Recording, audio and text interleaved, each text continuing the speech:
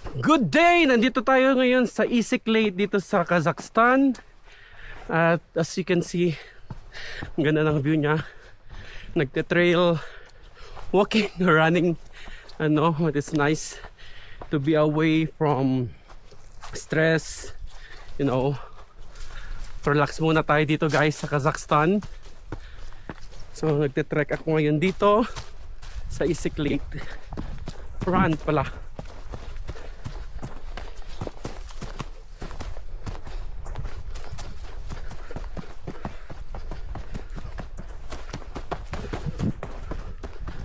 Yes.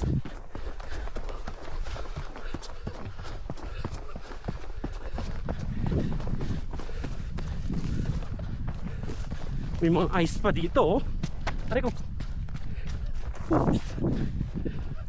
Dulas.